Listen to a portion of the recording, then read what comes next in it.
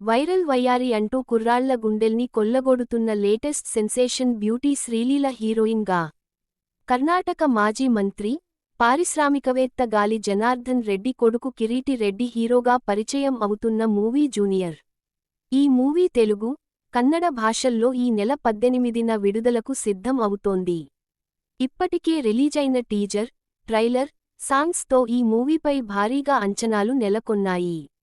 అయితే ఈ మూవీలో నటించిందుకు శ్రీలీల భారీగా రెమ్యూనరేషన్ తీసుకున్నట్లు టాక్ వినిపిస్తోంది. కర్ణాటక మాజీ మంత్రి గాలి జనార్దన్ రెడ్డి కుమారుడు కిరీటి రెడ్డి హీరోగా పరిచయం అవుతున్న మూవీ జూనియర్.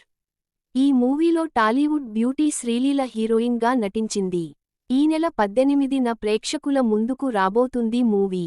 తెలుగు, కన్నడలో విడుదల కానుంది. ఈ మూవీలో జెనీలియా కీలకపాత్రలో నటిస్తోంది. ఇప్పటికే విడుదలైన ట్రైలర్లు, సాంగ్స్ సినిమాపై పాజిటివ్ బజ్ను పెంచేశాయి. ముఖ్యంగా వైరల్ వయ్యారి సాంగ్ ఇంటర్నెట్ను షేక్ చేస్తోంది. ఈ పాటలో అటు శ్రీలీల, కిరీటి పోటీ పడి చేశారు.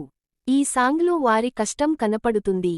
అయితే తాజాగా ఈ మూవీకి సంబంధించి ఓ వార్త సామాజిక మాధ్యమాల్లో వైరల్గా మారుతోంది.